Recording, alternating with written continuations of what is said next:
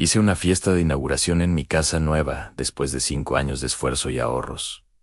Pero mi familia no llegó. Cuando los llamé, preocupada, mi mamá me dijo, con indiferencia, que habían ido a la mansión de mi hermano Alejandro, porque estaba celebrando la compra de su tercer auto de lujo. Lo peor fue escuchar las risas de fondo y la voz de mi papá diciendo, aquí sí hay clase, no como en esa casita. Colgué el teléfono, miré a mi esposa Sandra con lágrimas en los ojos, y decidí que esa sería la última vez que mi familia me hacía sentir pequeño. Lo que no sabían es que tenía documentos que iban a cambiar todo. Mi nombre es Daniel Ortiz, tengo 38 años, y durante toda mi vida fui el hijo invisible de la familia. Desde que tengo memoria, Alejandro ha sido el hijo dorado, el orgullo de mis padres, el que podía hacer todo bien. Él estudió administración en una universidad privada que mis papás pagaron completa, mientras que yo tuve que trabajar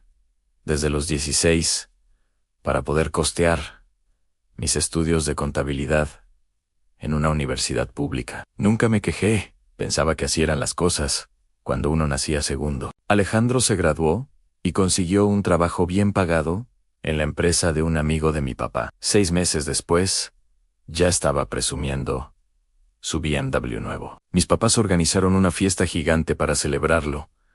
Invitaron a toda la familia extendida. Contrataron mariachi y gastaron lo que yo ganaba en 3 meses de trabajo. Yo acababa de conseguir mi primer empleo como asistente contable, ganando poco más del salario mínimo. Nadie lo mencionó en esa fiesta.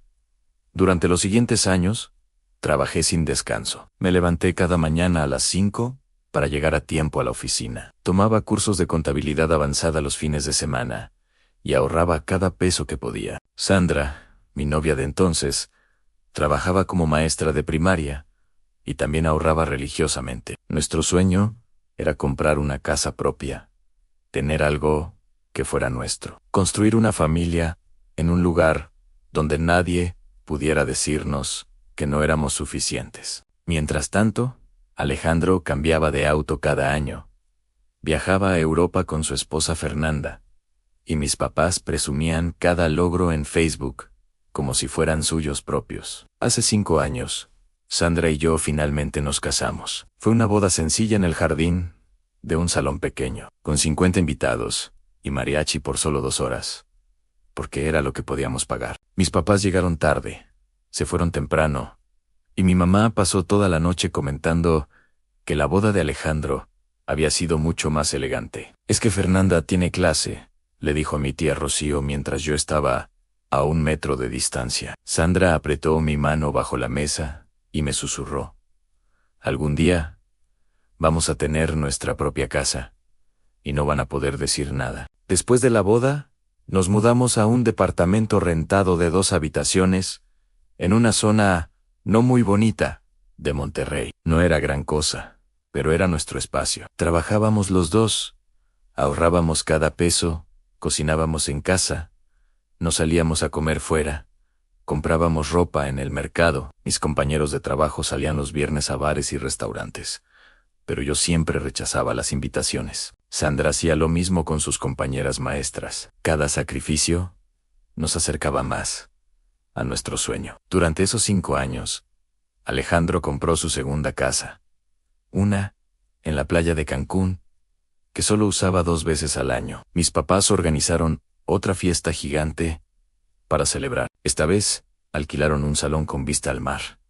Trajeron catering de un restaurante caro. Y mi papá dio un discurso de 20 minutos sobre lo orgulloso que estaba de tener un hijo tan exitoso. Yo estaba sentado en una mesa del fondo con Sandra, aplaudiendo educadamente, mientras mi hermano recibía abrazos y felicitaciones. Nadie mencionó que yo acababa de recibir un ascenso en mi trabajo después de 4 años de esfuerzo constante. Hace 2 años, logré otro ascenso importante. Me convertí en contador senior de mi empresa con un aumento salarial del 30%. Llamé a mis papás emocionado para contarles. Mi mamá me dijo que bien, mijo, con el mismo tono que usaría si le dijera que había comprado 1 kilo de tortillas. Luego me preguntó si había visto las fotos del nuevo auto de Alejandro en Facebook. Un Mercedes-Benz color negro que costaba más de 1.000.000 de pesos. Colgué sintiéndome vacío. Sandra me abrazó esa noche en nuestro departamento rentado. Me dijo que no necesitábamos la validación de ellos, que estábamos construyendo algo real con nuestro esfuerzo, que éramos un equipo. Tenía razón. Seguimos ahorrando con más determinación que nunca. Revisábamos cada gasto, negociábamos mejores precios en todo, invertíamos nuestros ahorros inteligentemente. Sandra incluso tomó un trabajo extra, dando clases particulares los sábados por la mañana. Finalmente, hace 6 meses, sucedió. Encontramos una casa perfecta, en un fraccionamiento tranquilo, a las afueras de Monterrey. No era una mansión como la de Alejandro, pero tenía 3 habitaciones, un jardín pequeño, cochera para 2 autos. Y lo más importante, iba a ser nuestra. Habíamos ahorrado lo suficiente para el enganche del 30%. Firmamos el contrato con lágrimas en los ojos. Después de 5 años de sacrificios, de vivir de forma austera, mientras todos nuestros conocidos gastaban en salidas y lujos, finalmente teníamos nuestra propia casa. Los siguientes meses fueron un torbellino de papeleo, trámites bancarios y pagos. Trabajé horas extras para asegurarme de que las mensualidades de la hipoteca estuvieran cubiertas. Sandra siguió con sus clases extras. Poco a poco fuimos amueblando la casa, con lo básico, comprando cosas en ofertas, armando muebles, nosotros mismos. Cada cosa que poníamos en esa casa nos llenaba de orgullo, porque sabíamos exactamente cuánto nos había costado conseguirlo. Cuando la casa estuvo lista para habitarse, decidimos hacer una fiesta de inauguración. No queríamos algo ostentoso, solo una reunión familiar para compartir nuestra felicidad con las personas que más queríamos. Sandra y yo planeamos todo con entusiasmo. Compraríamos carne para asar, prepararíamos ensaladas, tendríamos cerveza y refrescos, y mostraríamos con orgullo cada rincón de nuestro nuevo hogar. Sería simple, pero lleno de amor. Llamé a mis papás 3 semanas antes para avisarles: mamá, por fin tenemos casa propia. Sandra y yo queremos hacer una reunión familiar el sábado 28 para celebrar. Van a poder conocer la casa y nos encantaría que vinieran. Hubo una pausa extraña antes de que mi mamá respondiera. Qué bien, mijo, déjame ver si podemos. Tu papá tiene algunas cosas pendientes esos días. No era la reacción emocionada que esperaba, pero bueno, era mi mamá. Seguro estaban ocupados. Una semana después, llamé de nuevo para confirmar. Esta vez, contestó mi papá. Mira, Daniel, todavía no estamos seguros si podemos ir. Ya sabes cómo son estas cosas. Hay mucho que hacer. Le expliqué que era importante para mí, que habíamos trabajado 5 años para esto, que significaría mucho que estuvieran ahí. Sí, entiendo. Voy a hacer mi mejor esfuerzo. Su tono era el mismo que usaba cuando trataba de sacudirse vendedores en la calle. Invité también a mi hermano Alejandro por WhatsApp. Le mandé un mensaje largo explicándole sobre la casa, sobre el esfuerzo que representaba y lo mucho que nos gustaría que viniera con Fernanda. Me dejó en visto durante 2 días. Finalmente respondió con un escueto: felicidades, bro, y un emoji de pulgar arriba. Nada más. Ni siquiera preguntó la dirección o confirmó si iba a asistir. Sandra invitó a sus papás, sus hermanos, algunos compañeros de trabajo y amigos cercanos. Todos confirmaron emocionados: mija, por supuesto que vamos. Estamos orgullosísimos de ustedes, le dijo su mamá, llorando de felicidad por teléfono. La diferencia entre nuestras familias era abismal. Los papás de Sandra, que ganaban menos que los míos, habían celebrado cada logro nuestro como si fuera suyo. Mis papás actuaban como si pedirles que vinieran a mi casa fuera una imposición. El día de la fiesta llegó. Sandra y yo nos levantamos temprano para preparar todo. Limpiamos cada rincón, acomodamos sillas en el jardín, preparamos la carne para asar, cortamos verduras, pusimos hielo en las hieleras. La casa se veía hermosa con las decoraciones sencillas que habíamos comprado. Nada lujoso, pero todo hecho con amor. A las 3 de la tarde, empezaron a llegar los invitados. Los papás de Sandra llegaron primero con un regalo envuelto. Sus hermanos trajeron postres caseros, Nuestros amigos llegaron con botellas de vino y abrazos sinceros. Eran las 4:30 y mis papás no llegaban. Llamé al celular de mi mamá, no contestó. Marqué 3 veces más a nada. Llamé al celular de mi papá, tampoco contestó. Un nudo empezó a formarse en mi estómago.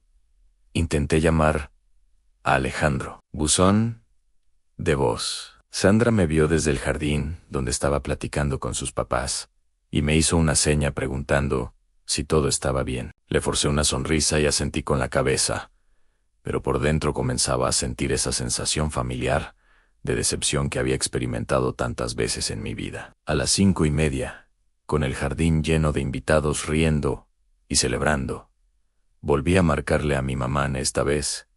Sí contestó. Bueno, dijo con un tono casual, como si no estuviera dejándome plantado en mi propia fiesta de inauguración. Mamá, son las 5:30. La fiesta empezó a las 4. ¿Dónde están? Hubo un silencio incómodo. Y luego, el sonido de risas de fondo. Risas que no eran solo de ella. ¡Ay, mijo! Se nos complicó.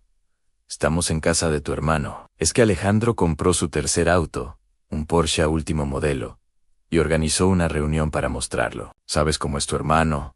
Siempre tan detallista. Contrató servicio de catering. Y todo Las palabras me golpearon como un puñetazo en el estómago.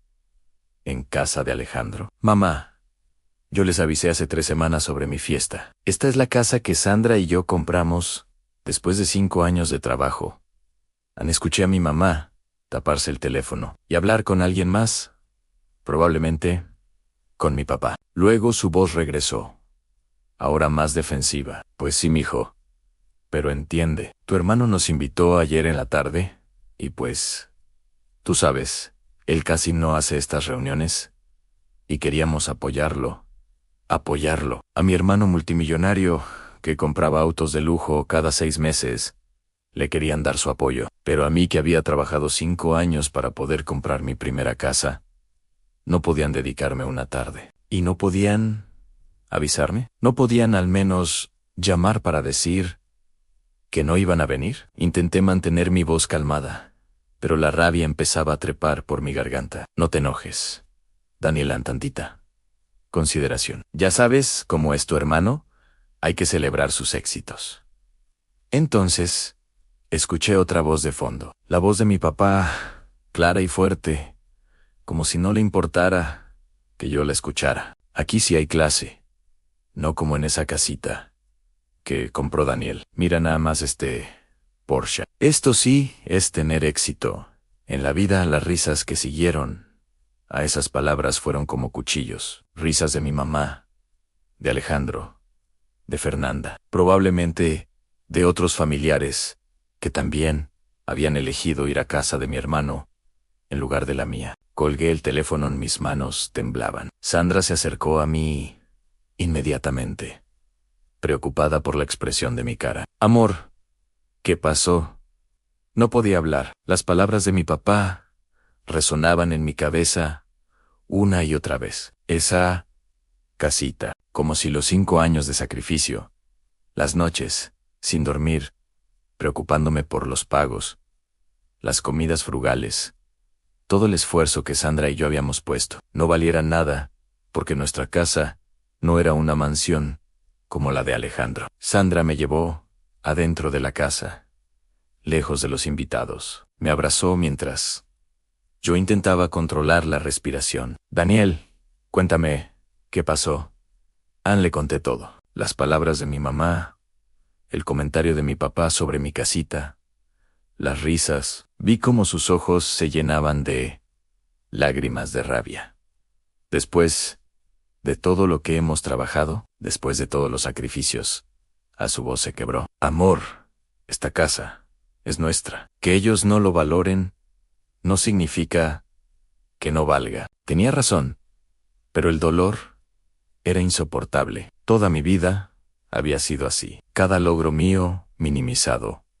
Cada éxito de Alejandro magnificado. Cuando gané el concurso de matemáticas en la secundaria, mis papás apenas me felicitaron. Cuando Alejandro quedó en tercer lugar en un torneo de tenis, organizaron una cena familiar. Cuando me gradué de la universidad con honores, Mi mamá se quejó de que la ceremonia era aburrida. Cuando Alejandro se graduó con calificaciones mediocres, le regalaron un viaje a Cancún. Regresamos al jardín e intenté actuar normal, pero los papás de Sandra se dieron cuenta de que algo andaba mal. Su mamá, doña Lupita, se acercó a mí con esa intuición maternal que solo las buenas madres tienen. Daniel, mijo, ¿estás bien? Te veo preocupado.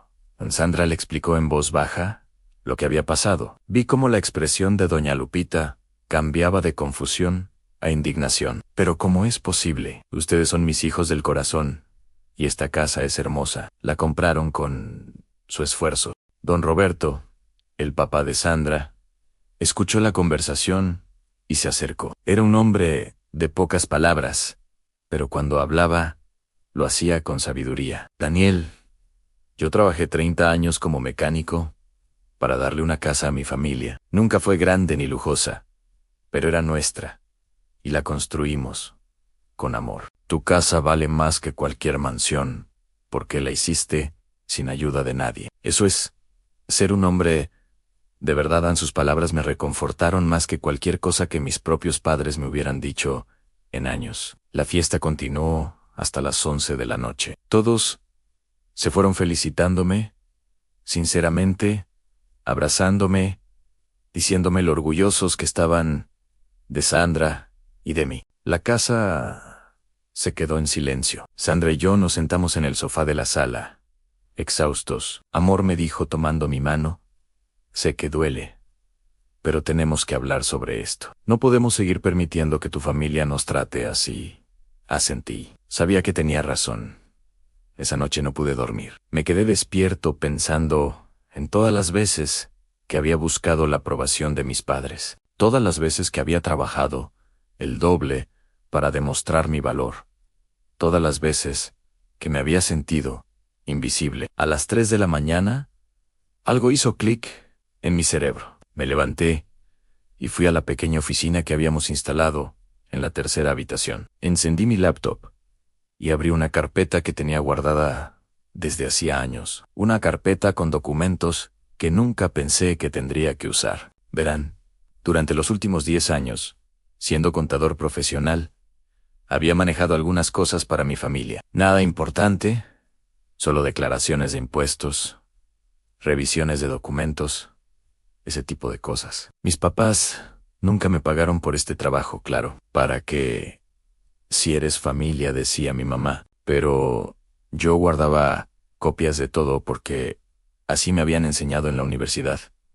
Siempre tener respaldo de tu trabajo. 3 años atrás, mi papá me pidió que revisara unos documentos sobre una propiedad que tenía con mi tío Javier, el hermano menor de mi mamá. Era un terreno en las afueras de Monterrey que habían comprado juntos en los 90 como inversión. Mi papá quería venderlo, pero mi tío se negaba. Me pidió que revisara el contrato original para ver si había alguna forma legal de forzar la venta. Revisé todo meticulosamente y encontré algo interesante. El contrato establecía que en caso de desacuerdo entre los dos propietarios, un tercero designado tendría el voto de desempate. Ese tercero era mi abuelo materno, que había muerto hacía 5 años. Le dije a mi papá que el contrato estaba obsoleto y necesitaba actualizarse, pero él nunca hizo nada al respecto. El terreno se quedó ahí, aumentando su valor año tras año. Hoy, ese terreno valía fácilmente 3 millones de pesos. Mi papá tenía 50% y mi tío Javier el otro 50%. Pero había un detalle que ni mi papá ni mi tío recordaban. Cuando mi abuelo murió, dejó un testamento muy específico. En ese testamento, nombraba a alguien para que tomara su lugar en todas sus obligaciones legales pendientes.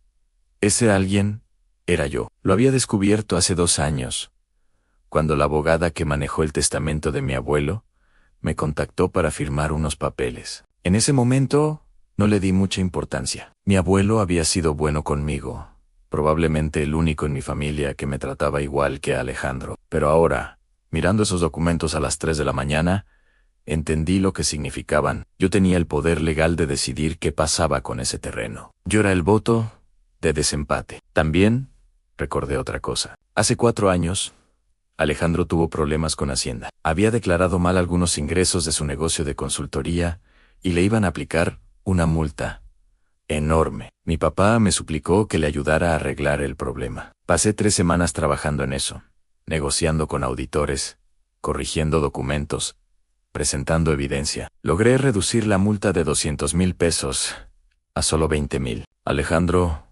nunca me dio las gracias. Mi papá me dio unas palmadas en la espalda y dijo: «Así se hace, mijo. Ayudando a la familia». Pero yo tenía copias de todo. Emails donde Alejandro admitía que había declarado mal a propósito, para pagar menos impuestos. Documentos donde describía estrategias para evadir obligaciones fiscales. En ese momento, había limpiado todo y presentado una versión edulcorada a Hacienda.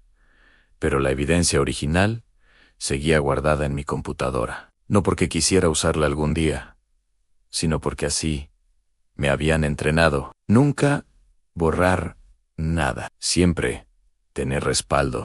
Miré esos documentos durante horas. La información sobre el terreno. La evidencia de los problemas fiscales de Alejandro. Documentos de préstamos que mi papá me había pedido que revisara. Papeles sobre inversiones fallidas de mi hermano que habían sido rescatadas con dinero de mis papás. Una red completa de información financiera que demostraba algo que siempre había sospechado. El éxito de Alejandro no era tan sólido como aparentaba. Cuando Sandra se despertó a las 7 de la mañana, me encontró todavía frente a la computadora. «Amor, ¿no dormiste?». Negué con la cabeza. «Anle». Mostré los documentos. «Anle».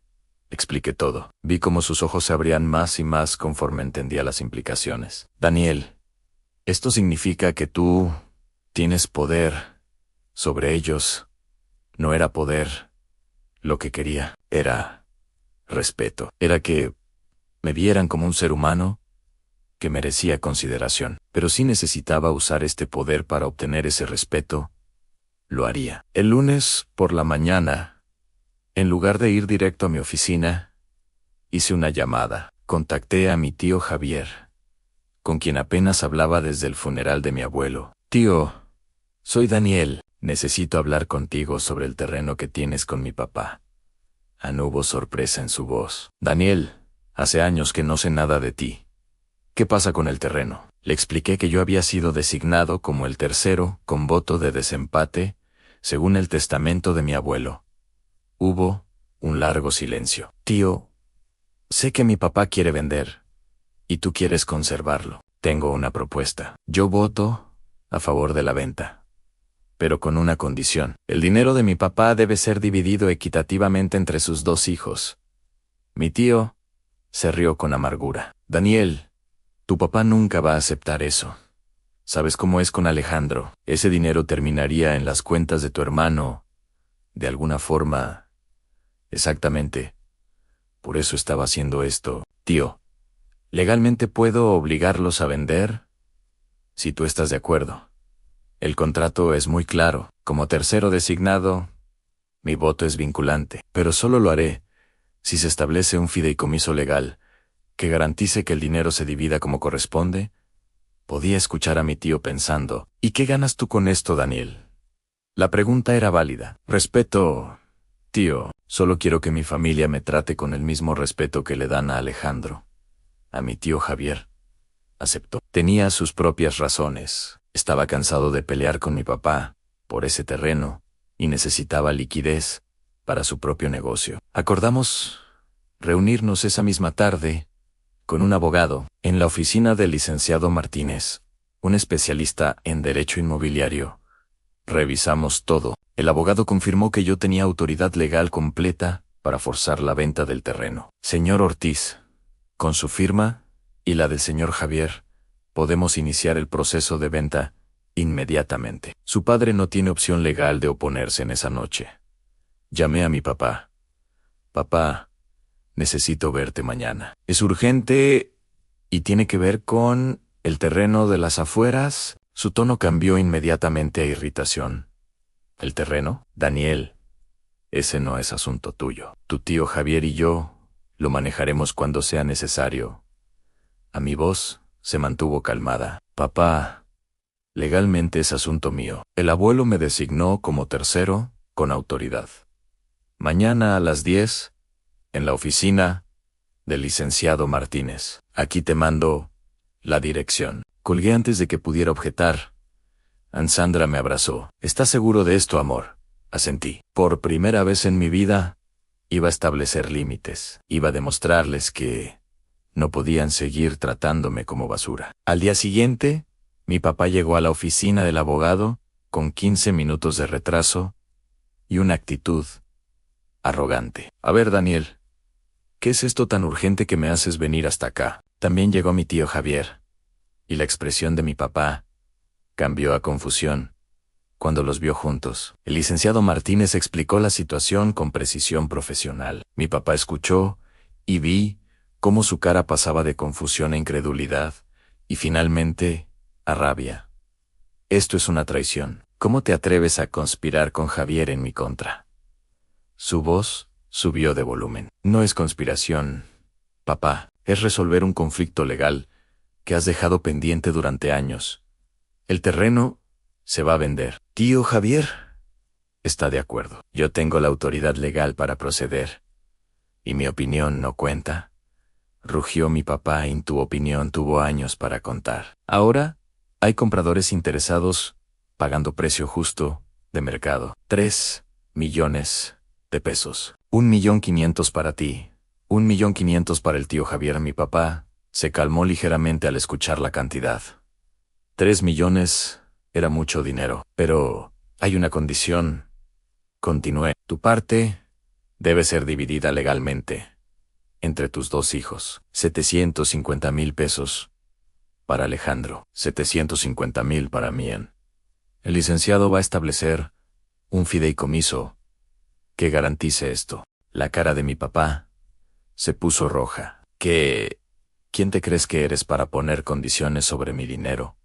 Me mantuve firme. Alguien que está cansado de ser tratado como ciudadano de segunda clase en su propia familia. Alguien que trabajó 5 años para comprar una casa y cuya familia no se dignó a aparecer en su fiesta de inauguración porque prefirieron ir a ver el nuevo juguete de Alejandro. Mi papá intentó levantarse, pero el abogado intervino. Señor Ortiz, su hijo tiene autoridad legal completa. Aquí puede proceder con la venta, con o sin su consentimiento. Está siendo generoso al darle la opción de recibir su parte del dinero en lugar de quedar completamente fuera de la transacción. Era una mentira piadosa del abogado, pero funcionó. Mi papá se dejó caer en la silla. Además continué, sacando otro sobre de mi portafolio. Tenemos que hablar sobre Alejandro. Puse las copias de los documentos fiscales sobre la mesa. Hace 4 años, lo ayudé a resolver un problema con Hacienda. Reduje su multa de 200.000 pesos a 20.000, pero conservé evidencia de todas las irregularidades originales. Evasión fiscal intencional, declaraciones falsas, ocultamiento de ingresos. Mi papá palideció. ¿Me estás amenazando? Te estoy mostrando la realidad. Yo he cuidado a esta familia durante años. He trabajado gratis revisando sus documentos, arreglando sus problemas, siendo su contador personal, sin cobrar un peso. Y a cambio, recibo humillación y desprecio. ¿Eso se acabó? Saqué otro documento. Este es un contrato. Si firmas la venta del terreno con las condiciones que establecí, estos documentos sobre Alejandro se quedan guardados para siempre. Nadie tiene que saber nada. ¿Y si no firmo? Preguntó mi papá, con voz temblorosa. Si no firmas, el terreno se vende de todas formas, porque tengo la autoridad legal. Pero sin fideicomiso, tú manejas el dinero como quieras, y probablemente se lo das todo a Alejandro, como siempre has hecho. Y estos documentos, toqué el sobre con la evidencia fiscal, van directos a un auditor de Hacienda que conozco. Alejandro enfrentaría una auditoría completa que podría costarle cientos de miles de pesos en multas y, posiblemente, cargos criminales. El silencio en la oficina Era denso. Mi tío Javier me miraba con una mezcla de sorpresa y respeto. El abogado mantenía una expresión neutral profesional. Mi papá temblaba de rabia, pero sabía que estaba acorralado. No puedo creer que mi propio hijo me esté chantajeando. Su voz sonaba rota. No es chantaje, papá. Es establecer límites. Es exigir el respeto mínimo que merezco, como tu hijo. Durante 38 años, he sido invisible para ustedes. Eso termina hoy. Ahí mi papá firmó los documentos con manos temblorosas. Cada firma parecía arrancársela físicamente. El licenciado Martínez certificó todo y explicó los siguientes pasos. El proceso de venta tomará aproximadamente 2 meses. Una vez completado, los fondos serán depositados en el fideicomiso y distribuidos según lo acordado. Nadie puede modificar estos términos sin orden judicial.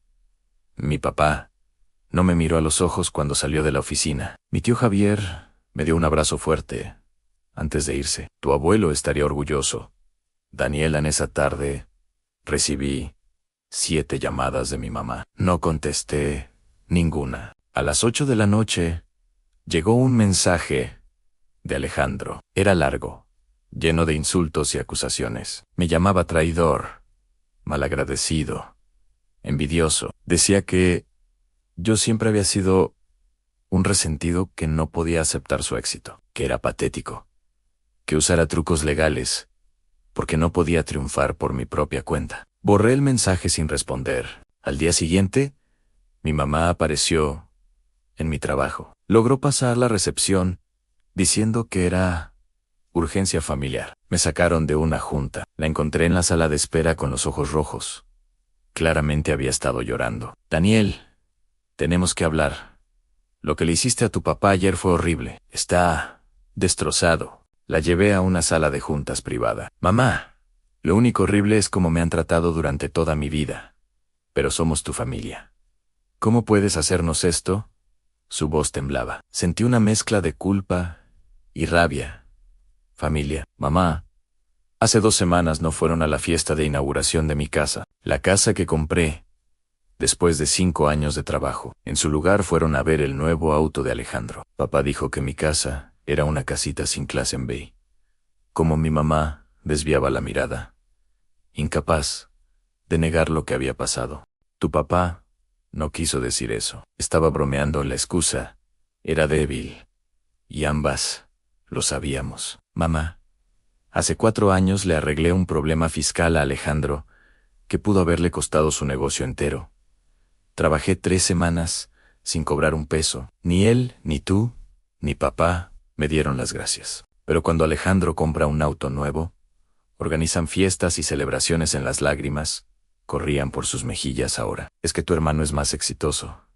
Daniel tiene una empresa importante. Gana mucho dinero. Es natural que estemos orgullosos. Ahí estaba. La verdad que siempre había sabido, pero que dolía escuchar verbalizada. ¿Y yo que soy mamá? ¿Soy menos hijo porque gano menos dinero? ¿Mis logros no cuentan porque no manejo un BMW? Mi mamá yo no es eso. Es solo que, bueno, Alejandro necesita más apoyo porque tiene más responsabilidades.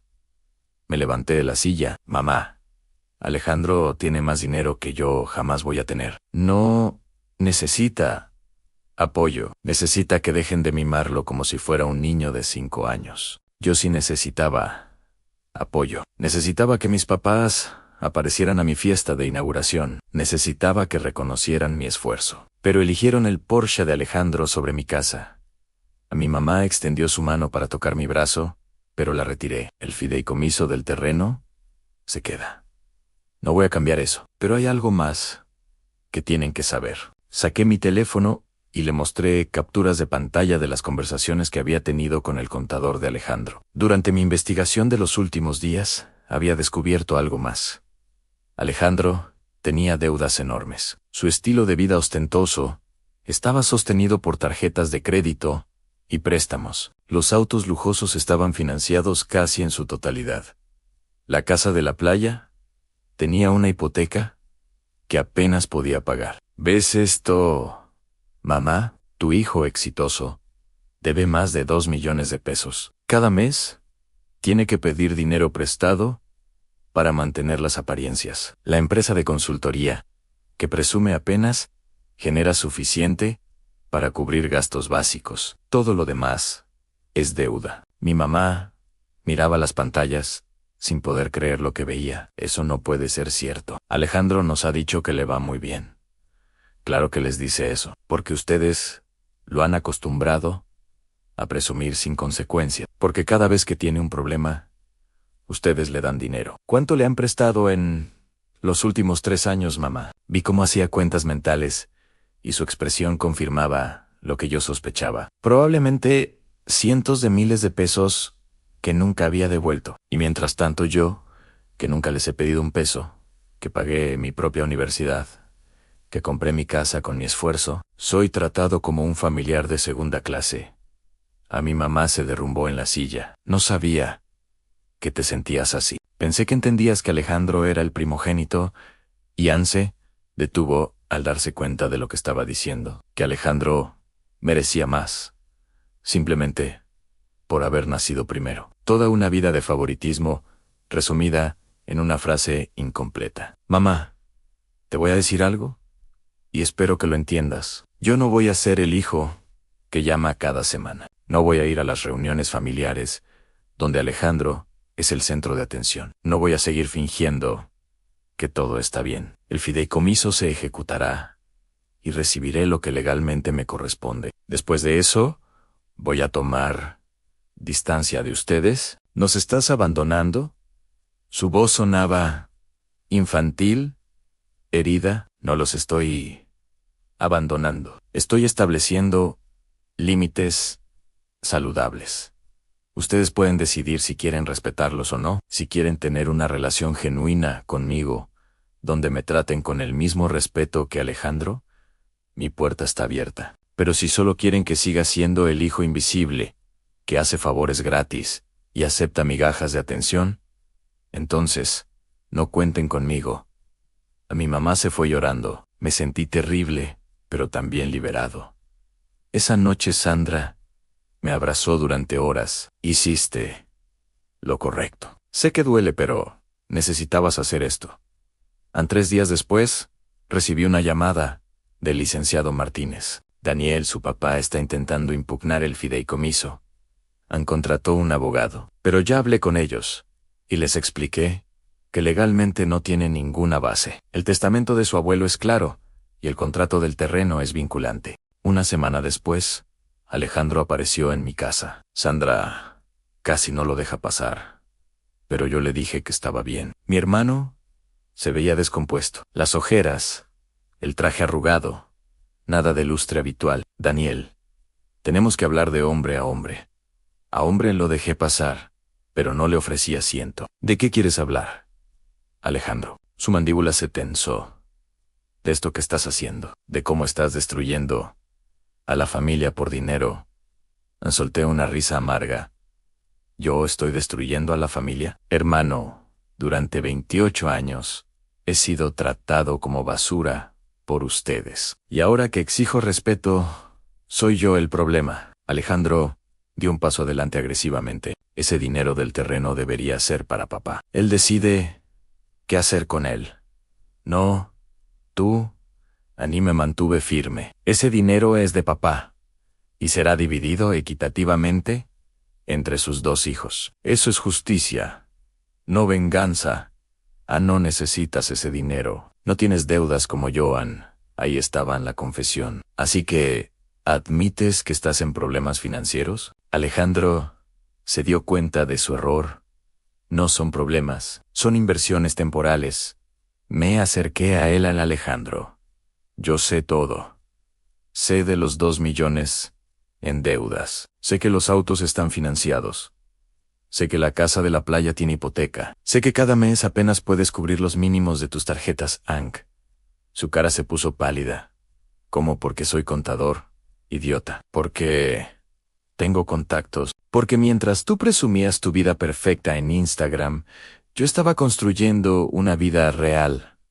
Alejandro intentó recuperar su compostura. Si le dices algo a papá y mamá sobre mis finanzas, Te juro que... ¿Qué? ¿Vas a dejar de hablarme? ¿Ya no me hablas? ¿Vas a convencer a papá y mamá de que soy el malo? Ya piensan eso. Alejandro se fue sin decir nada más. Durante las siguientes semanas, mis papás intentaron contactarme varias veces, mensajes de WhatsApp, pidiéndome que reconsiderara llamadas que dejaba ir al buzón, hasta un email largo de mi mamá, explicando que ellos siempre me habían querido igual que a Alejandro y que no entendía por qué estaba siendo tan cruel. Borré todo sin responder. El proceso de venta del terreno avanzó sin contratiempos. El licenciado Martínez me mantenía informado de cada paso. 2 meses después, tal como lo prometió, se completó la transacción. 3 millones de pesos. 1.500.000 para mi tío Javier, quien me invitó a comer para agradecerme por resolver un conflicto que lo había estresado durante años. Tu abuelo siempre decía que tú eras el más inteligente de sus nietos. Ahora entiendo por qué.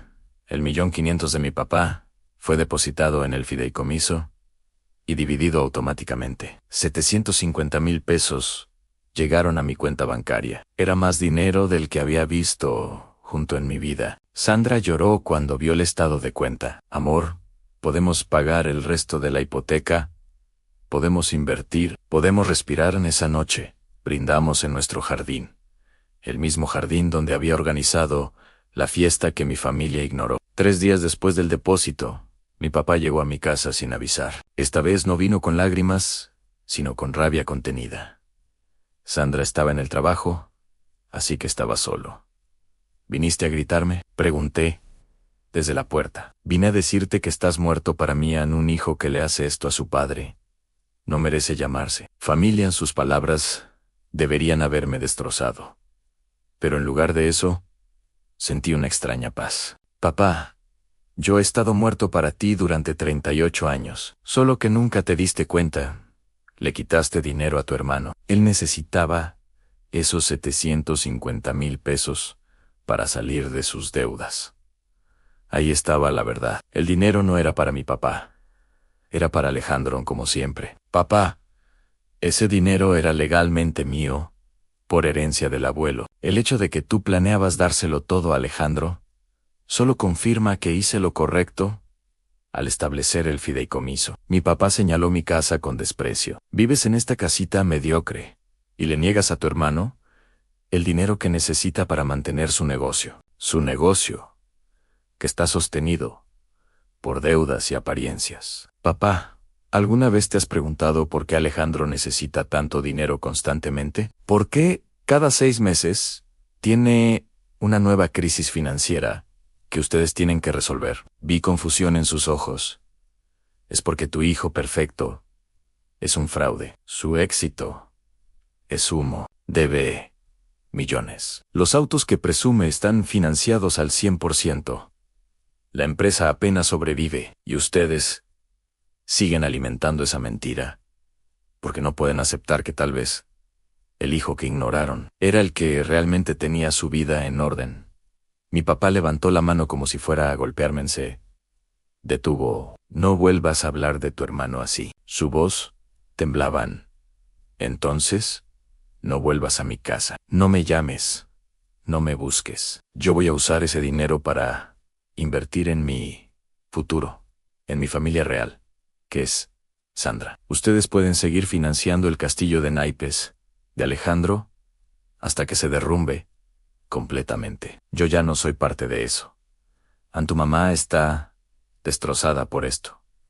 Era su último intento de manipulación. Mamá está destrozada porque finalmente alguien en esta familia dijo la verdad, porque ya no puede pretender que todo está bien mientras me trata como ciudadano de segunda clase. A mi papá se fue sin decir más. No volví a saber de él durante meses. 4 meses después, Sandra y yo usamos parte del dinero para liquidar completamente la hipoteca de nuestra casa. Teníamos 38 y 35 años respectivamente y éramos dueños absolutos de nuestra propiedad. Invertimos otros 300.000 en un fondo de inversión conservador para el futuro. El resto lo guardamos como fondo de emergencia. Por primera vez en nuestras vidas, Dormíamos sin preocupaciones financieras. Mi tío Javier me invitaba a comer una vez al mes. Me contaba historias del abuelo, de cómo él también había sido el hijo menos favorecido de su familia, de cómo había construido su vida con esfuerzo, a pesar del desprecio de sus hermanos mayores. Daniel, tu abuelo me dijo, poco antes de morir, que te había puesto como tercero en ese contrato, porque sabía que tú eras el único que haría lo correcto. Él veía cómo te trataban